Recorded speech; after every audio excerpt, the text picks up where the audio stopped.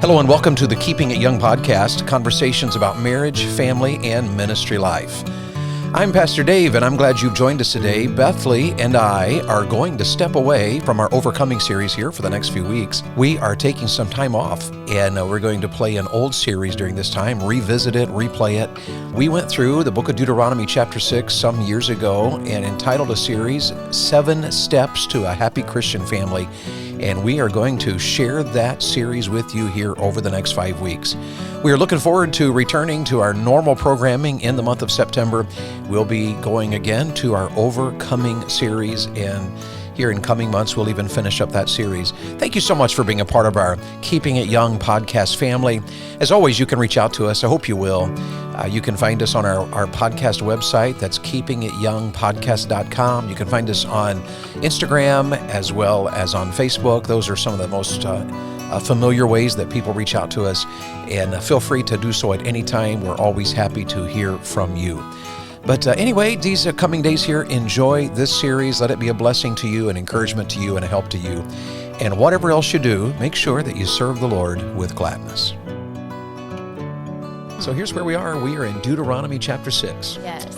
And we are starting a series that we're calling 7 Vital Steps for Building a Christian Family.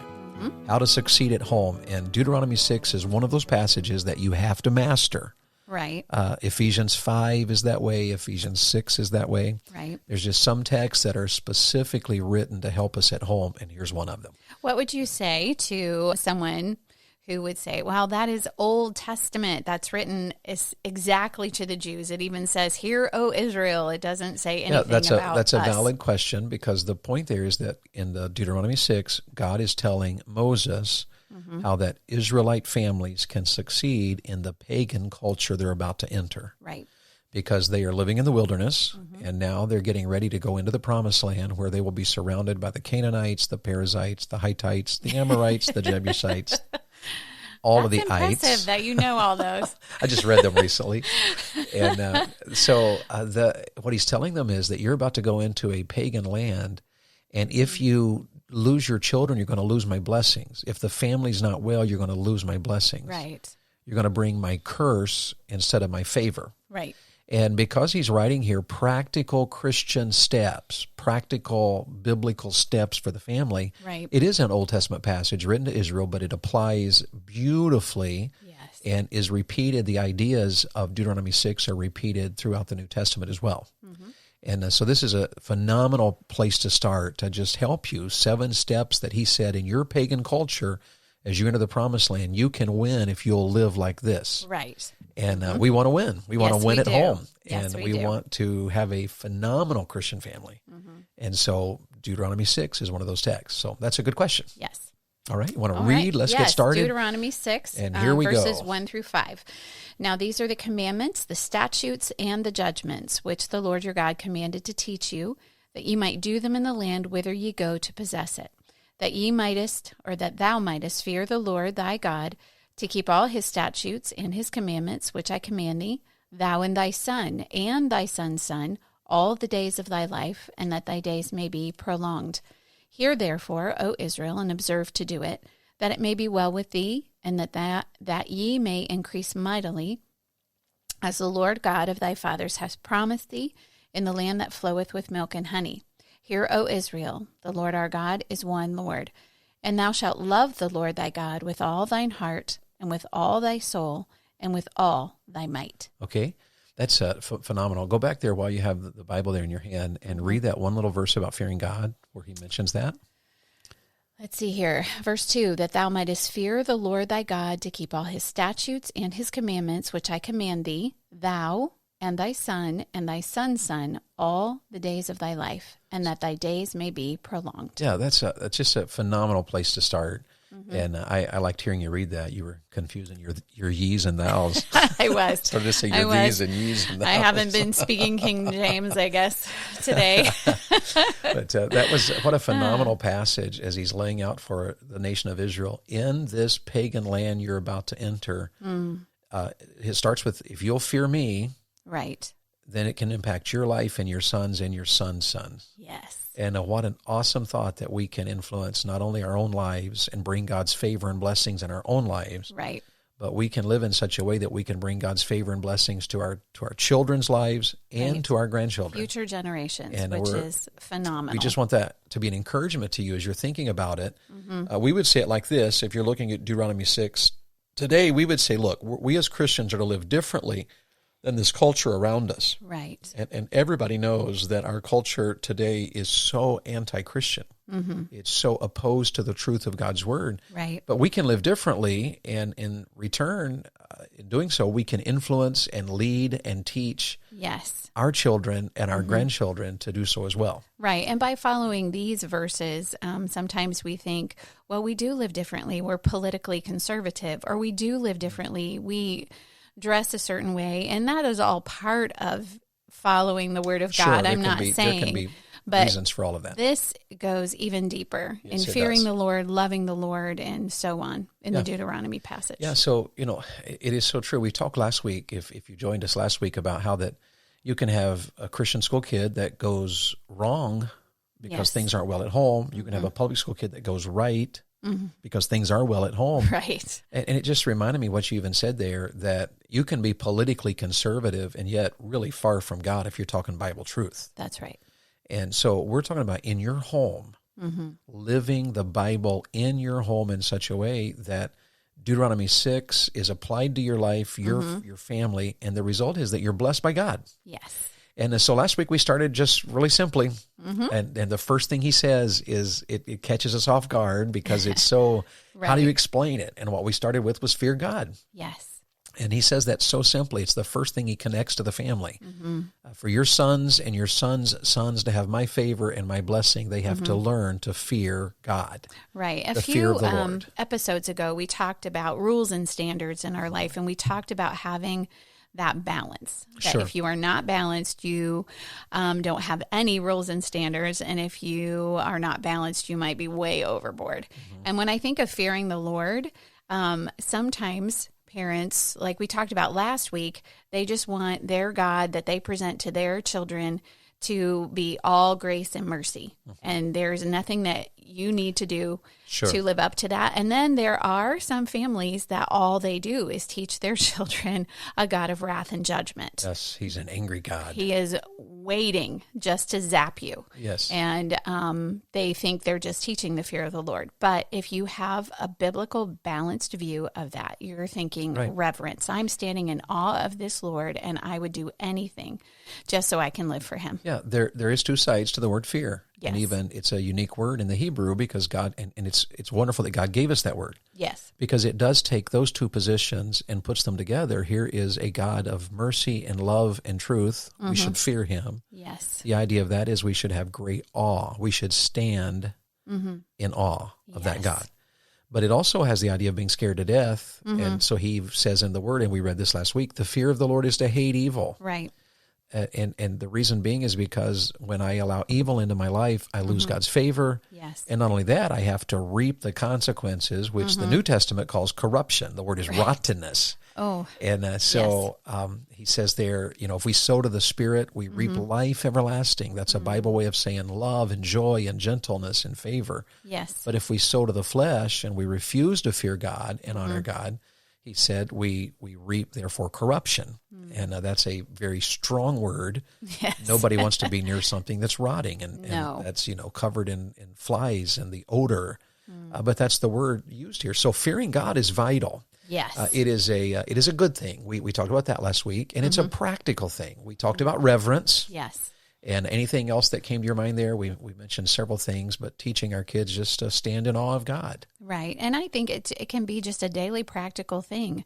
If something happens in your home, if there's answered prayer, or if you get to do something fun as a family, isn't the Lord good to us? Just pointing it out. There's even an apologetics, I don't know exactly the word there. There's a part of apologetics today that uses the word beauty. That in God's created world, he designed beauty to cause us to stand in awe. And you really can see that as when you have little ones and you're pointing out to them, they can marvel at God's creation of a little ant. Yes. They can go into a meadow, get your eyes off of a screen and go into a meadow and watch a bird and watch the bird, catching a worm. They can even pick up a worm and be in awe of this creation. Yes. Uh-huh. And when we take that natural awe of wow, of beauty, of look at the world we live in, look at all that God has made. Right. We're teaching our kids to fear God. That's reverence. Right. And you have to help your teens with that because it's so easy in our culture to, to stare at a screen all the time. Right. Our daughter Charity is 12 and she'll be 13 soon. Charity often will ask, take a walk with me, especially if it is, I walk the dog in the evening before bed. Right. And oftentimes I try to say yes to that. Sometimes it's inconvenient because it's time for her to go to bed or whatever. But she and I will walk the road in front of our house and she's learned, there's the Big Dipper, Daddy. And, look, wonder why God made it like that. And so it's an opportunity, even in the evening, walking a dog, for us to have a fear of God, a reverence of God. Just point them, always pointing them to the Creator. Yeah, that's part of that fearing God. Well, we closed last week with we had to close a little fast because we're trying to be very careful about the time. But we were talking about the side of fear that literally is scared to death. And you had commented several things there, and we're talking about it. And we were especially talking about teaching our kids that sin has great consequences. Yes. But any other thoughts you'd want to add for our audience to think about there? Well, it can be a difficult thing to portray to our children because you don't want your children to always think of God as the God of wrath and judgment. Right. And but it is a weighty thing. If you allow your child to grow up to be a liar, that is a weighty thing. They will lose their job. They may lose their marriage if they're a liar. Consequences. Yes, and so you do want to discuss that with them. Yeah. If they're in trouble for something that they have done, say lying, you do want to discuss that. Of course, they will face consequences, I hope, in your home because they have lied, but you want to discuss that. Son, I don't want you to be a liar. I remember anytime we had to correct an issue in the kids' lives, I would frequently say to them, you can't grow up to lie. Right. And I would give real world illustrations. They said, well, they're 7 or they're 8 or they're 9. They're not married. But lying can damage a marriage. Lying can cost you a job. Lying can get you in trouble. Lying can land you in jail. Yes. And so I'd always point those things out because it was a practical way, gently, of just pointing out, no, we're gonna fear God. Right. We have to hate evil. Right. And I would think even too in this culture where sin is winked at and laughed at and thought of as no big deal, we always want to put in front of our children, this is a big deal. Yeah. This is a big deal to God. Even when you have teenagers like, Mom, it's no big deal. So I went over the speed limit. So I didn't know it is a big deal. Sure. It's not just a big deal because you have a police officer who could give you a ticket, which is a big deal financially, and it goes on your record and all kinds of things. Yeah. But it's a big deal to the Lord because he said we have to obey our authority. And that's an interesting illustration as well because when you think about it, a person can be speeding along the highway and when they come around a curve or top a hill and there is a policeman watching, the reaction says, oh my goodness. Oh, slow down. There's a fear there. That is the word. There's, oh my goodness. And to point out to our children that just like that policeman is watching you speed, there is a God in heaven. Yes. And he's watching and he's not, he's everywhere. Yes. He knows everything. Not just the police officers. Get by with anything with him. Vision, yes. And what an illustration there. All of us should fear God. And maybe we should just stop for a moment and examine our own hearts. Mom and Dad, would you say I have an awe, a reverence? Yes. And a phobia of God? A healthy fear when you're by yourself? Would you say that? And what are you doing or what could you do to help your children or even your grandchildren? Yes. And so here was the first step, 7 vital steps. Here's the first one. We have to fear God. The Lord. Then there's a second one, and let's jump into this one today. So here's today's subject, and let's get started. It is keep God first. Now, this is a unique one. And for years, I read this passage where our Israelite friends, our Jewish friends would call the Shema passage. Yes. And it's a simple statement. The Lord our God is one Lord. And that is a very theological passage, a very theological statement, especially to a Jew.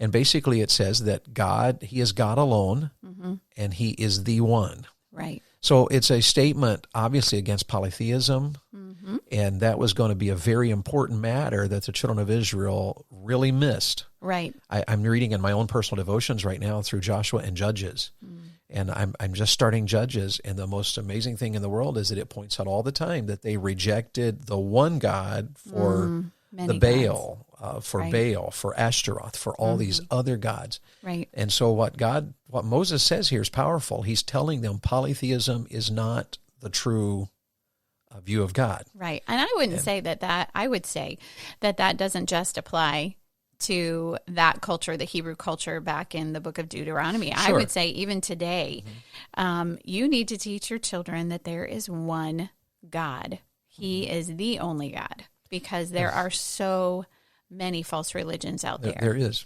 That's very true. And Jehovah, the Jews would have said this, this means that Jehovah, or Yahweh, our God, is one.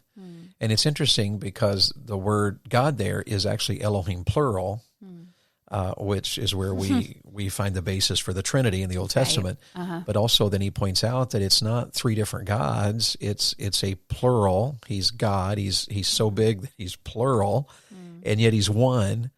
So it's a real theological statement. And we're not really going to discuss the theological side of it, because I want to draw attention, for the sake of your family, to the practical side of it. And this is where Bethlie and I want to go here. Right. Because the point is not just theological. God is one God. There's only one God. The point is also practical. The Lord our God is one. He's one. And that practical side of it is a reminder that we should keep God first. Always.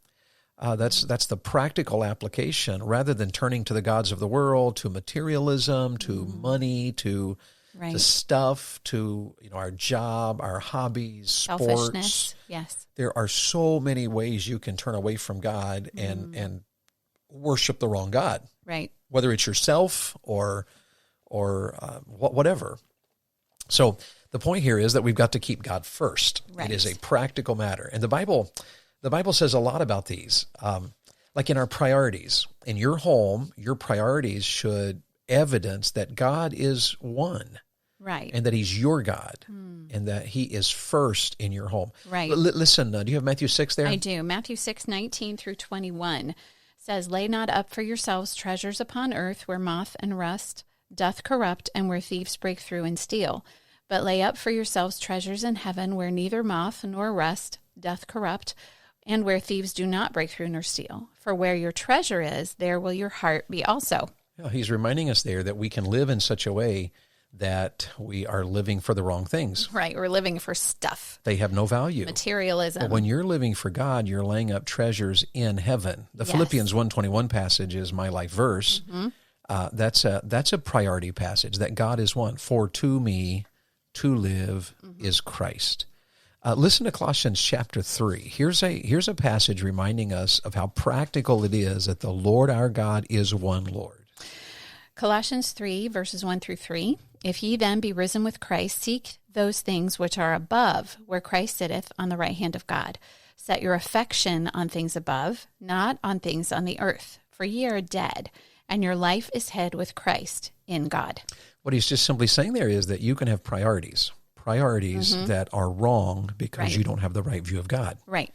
And when we realize that God is one, that he is our God, that he deserves to be first in our life, and that he always should be first if we're going to have his favor and blessings in our life and in our family, then that really makes us examine our priorities. It does. What are we living for? What does matter to us? What is important to us? Do our children know that God is our priority? That he's number one by the decisions we make, the steps we take, the way we live, how we spend our money, the words that come out of our mouth, the way we treat others.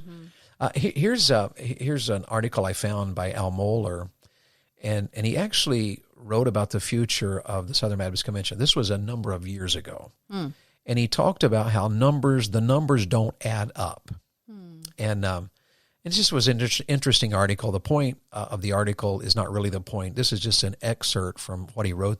And he said, he wrote about how church and Christianity were a daily and weekly priority in his youth. And listen to this. He said, how many young people in middle school, high school, or college have that experience today? For many children growing up with Christian parents, the priority of the family is told otherwise. Many Christian parents have bought into the larger culture's portrait of the good childhood, complete with incessant sports activities, violin, ballet lessons, activities perceived to boost a child's eventual college admissions application. But when it comes to church activities with children and teenagers, the scariest words might be traveling team. Priorities become clear, both on the part of the church and of the parents. And then he says this, and listen to this, moms and dads. Parents can hardly claim shock when their kids grow up and leave what they have never really known. At that point, the opportunity is lost. Oh.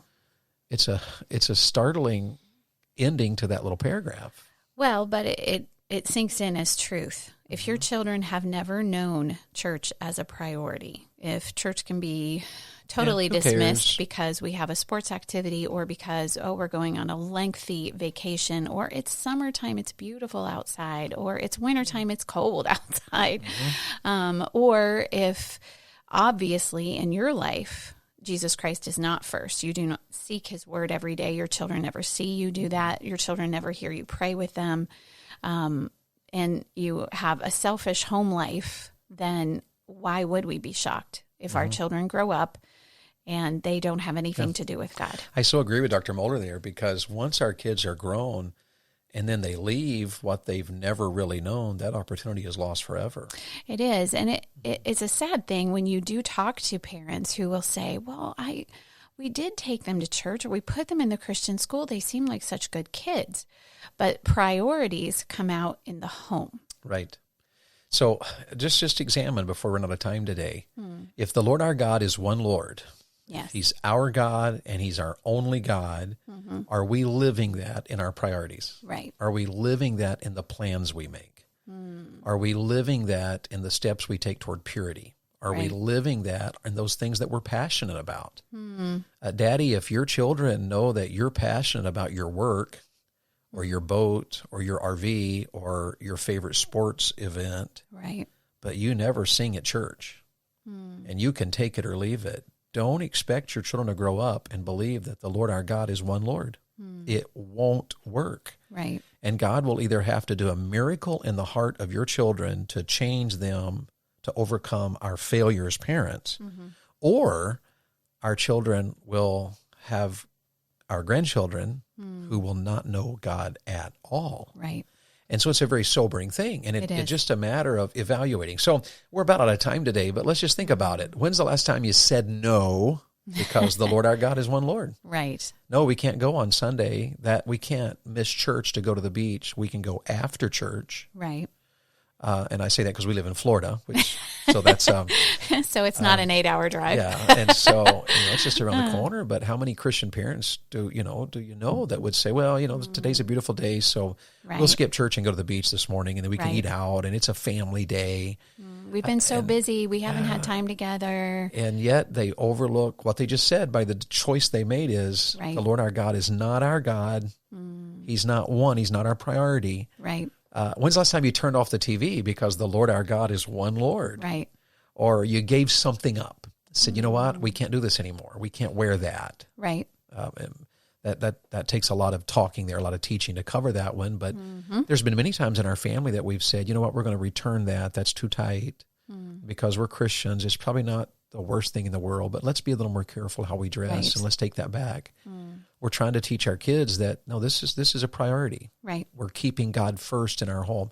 Or you prayed about a purchase. Or you set aside money to give. Or you made decisions simply on the basis that you're a believer. Right. That's the whole point. Keeping God first is vital in having a Christian family. It is. Any suggestions for young parents, Love? I would say that even as a young parent, seek the Lord on your own. As a couple, don't just make decisions on the fly. Sure. Make decisions that line up with the Word of God. Yes. Make decisions that you have prayed about. And even little tiny children, they know, you know what, Mom and Dad, we're praying about this. This one's a fun illustration, but our little one, Charity, I don't know where she first learned that there was a Disney World in our country, but somewhere along the line she did, and she was very, very young. And I just remember we would talk to her. She would say, I want to go to Disney. I want to go to Disney. And we would say, it costs a lot of money to go to Disney. And we'd have to plan that, especially around our ministry schedule and so on. Sure. And she started praying about going to Disney World, I think, when she was probably 2 years old. Yeah, she's pretty young. And she prayed for 2 years before we had the money, we God had provided the time, and blessed us, and yes, and we were were able to go on a very scaled down Disney trip. But we were able to go, and it was, us seeking the Lord. Right.